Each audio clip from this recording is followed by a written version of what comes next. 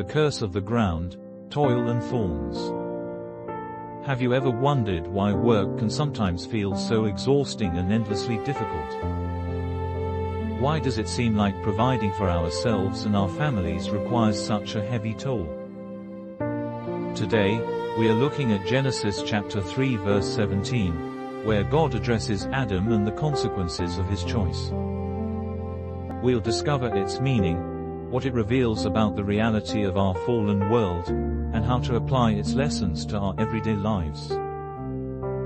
Now, let's read the verse together. Genesis chapter 3 verse 17 states, "To Adam he said, because you listened to your wife and ate fruit from the tree about which I commanded you, you must not eat from it. Cursed is the ground because of you.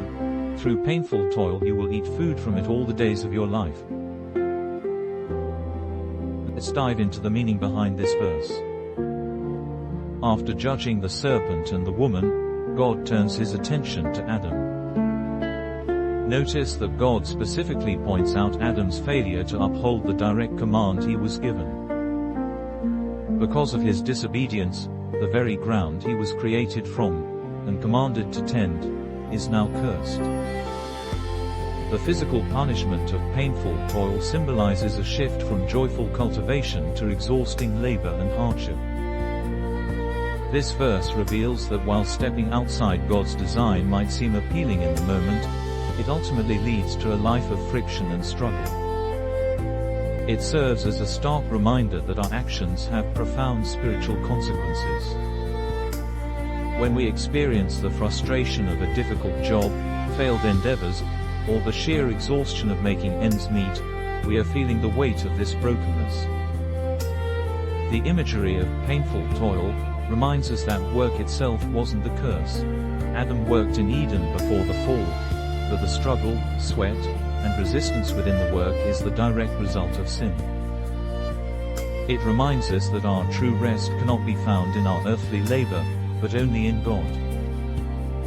To summarize, Genesis chapter 3 verse 17 highlights the profound shift in humanity's relationship with the earth and our labor.